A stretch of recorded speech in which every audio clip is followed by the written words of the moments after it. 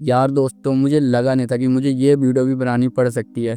तो जैसा कि मैंने अपनी इंट्रोडक्शन वाली वीडियो में बताया था कि मेरी जॉब लग चुकी है और 28 तारीख से मेरी ट्रेनिंग स्टार्ट होने वाली है। एंड मैंने अपनी सेकंड वीडियो में बताया था कि 31 से मेरी ट्रेनिंग जरूरी से स्टार्ट हो जाएगी कन्फर्म। एक्चुअली मेरे साथ हुआ क्या, मैं आपको बताता हूँ। तो मेरी जो इंट्रोडक्शन वाली वीडियो है उसमें मैंने सिर्फ बताया था कि मेरी जॉब लग चुकी है और मेरी ट्रेनिंग स्टार्ट होने वाली है। और मैंने आपसे एक बात छुपाई थी जो मैं इस वीडियो में बताऊंगा। तो एक्चुअली 15 जनवरी को मैं गया था इंटरव्यू देने लक्ष्मी नगर मेट्रो स्टेशन पर। तो वहाँ पे मैं जाता हूँ, जैसे ऑफिस के अंदर एंटर करता हूँ तो वहाँ पे काउंटर पे मैं पूछता हूँ मुझे इंटरव्यू देना है। तो वो मेरा रिज्यूम और मेरी सारी डिटेल्स अपने रजिस्टर में नोट कर लेती हैं।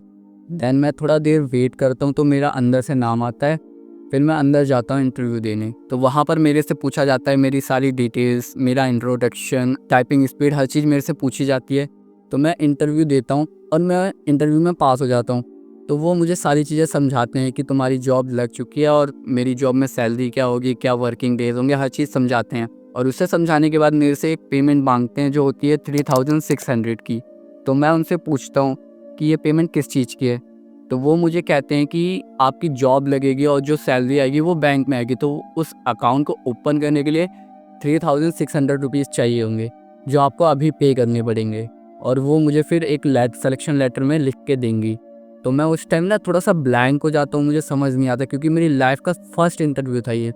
मैं आज से पहले कभी भी इंटरव्यू देने नहीं गया था, मेरी लाइफ का फर्स्ट इंटरव्यू था। तो मुझे ऐसा कुछ भी नहीं पता था कि वहाँ पे पैसे भी मांगे जाते हैं और मुझे नहीं पता था कि मुझे देने चाहिए या फिर नहीं। तो मैं थोड़ी देर के लिए ऐसे ब्लैंक हो गया। फिर मैंने सोचा कि मैं दूँ या फिर नहीं। फिर मुझे याद आता है मेरी एक कज़न है, वो भी बहुत सारे इंटरव्यूज़ दिए है।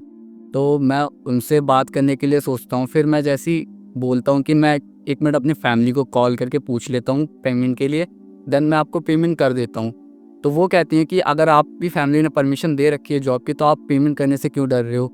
फिर मैं एक बार और कहता हूँ कि नहीं, एक्चुअली मैं डर नहीं रहा हूँ, लेकिन मुझे पूछना पड़ता है अपनी फैमिली से, तो मैं एक बार पूछ लेता हूँ। लेकिन वो मुझे बार-बार कन्विंस कर रही थी कि मैं उनको डायरेक्ट पेमेंट कर दूँ बिना पूछे किसी से। तो मैं सोचता हूँ कि मैं करूँ या फिर नहीं। देन मेरे माइंड में एक आता है कि इस टाइम मेरी फैमिली में बहुत प्रॉब्लम चल रही है। तो मैं सोचता हूँ कि मेरे हाथ से ये अपॉर्च्युनिटी ना जाए, बहुत ही अच्छी अपॉर्च्युनिटी है मेरे लिए। तो मैं सोचता हूँ कि कोई बात नहीं, मैं पेमेंट कर देता हूँ और मुझे एक अच्छी जॉब मिल जाएगी इसके बदले। तो फिर मैं उस पैसे को भी उससे कवर कर लूँगा। तो मैं उधर पेमेंट कर देता हूँ और जब जैसे ही ऑफिस से बाहर निकलता हूँ मैं अपनी कज़न को फ़ोन करता हूँ और इन्हें सारी बात बताता हूँ कि मेरे साथ ऐसा-ऐसा हुआ है। तो वो मुझे कहती है कि नहीं, तुझे पेमेंट नहीं करनी थी। तो मैं उधर ही फिर थोड़ा परेशान हो जाता हूँ। तो फिर वो मुझे कहती हैं कि अपने सिलेक्शन लेटर की फ़ोटो भेज। तो जैसा कि मैंने अपनी इंट्रोडक्शन वाली वीडियो में भी वो सिलेक्शन लेटर पूरा दिखा रखा है। अब मैं आपको फिर से एक बार दिखा देता हूँ और उसमें क्या लिखा हो वो भी दिखा देता हूँ। तो जैसा कि आपको स्क्रीन पर दिख रहा होगा मेरा सिलेक्शन लेटर, तो ये देखिए, ये लिखा हुआ है जो मैंने 3600 रुपीज़ पे करे थे, वो ये है।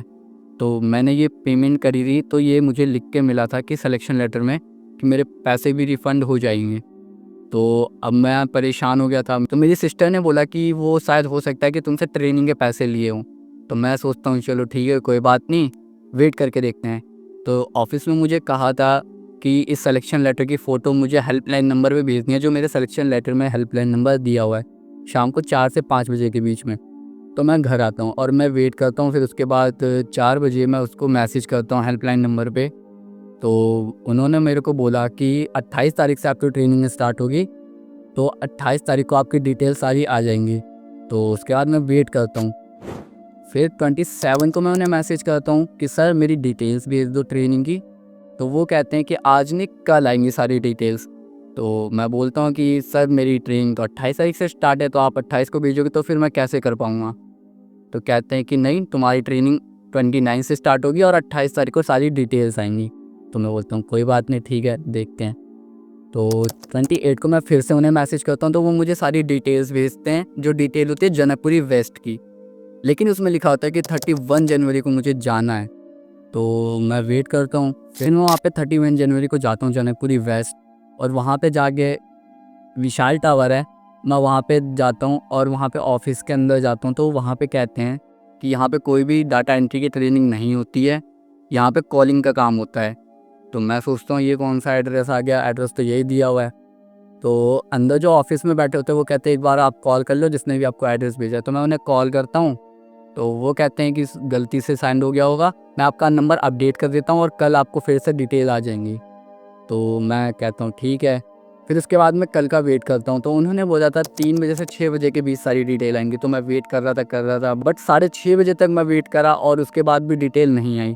तो मैंने उनको बहुत सारे कॉल्स किए, मैसेज किए, कोई भी रिस्पॉन्स नहीं आ रहा था उनकी तरफ से। कॉल भी रिसीव नहीं कर रहे थे और मैसेज का भी रिप्लाई नहीं दे रहे थे। फिर 8 बजे अचानक से उनका मैसेज आता है, आपको उत्तम नगर वेस्ट जाना है और 5 फरवरी को जाना है। तो मैं उन्हें बोलता हूँ कि 5 फरवरी को तो दिल्ली में इलेक्शंस हैं, उस दिन तो ऑफिस ऑफ होगा। तो वो कहते हैं कि नहीं, कोई भी इशू नहीं होगा, आप जाओ वहाँ पे और चेकआउट करो। तो मैं सोचता हूँ कि ये तो मुझे फ्रॉड लग रहा है, क्योंकि 5 फरवरी को यहाँ पे कुछ भी ओपन ही नहीं होगा जब वोट है, तो कैसे 5 फरवरी को मैं ट्रेनिंग करने जाऊँगा। फिर उसके बाद मैं सोचता हूँ चलो कोई बात नहीं, 5 फरवरी को जाके देखेंगे। तो मैं 4 फरवरी को उनको फिर से मैसेज करता हूँ कि सर मैं कंफर्म जाऊँ ना, कोई इशू तो नहीं होगा। तो वो मुझे कहते हैं कि नहीं, आप 5 फरवरी को मत जाओ, उसके नेक्स्ट डे जाना 6 फरवरी को, कोई इशू नहीं होगा। तो मुझे ये लग रहा है कि ये फ्रॉड है पक्का।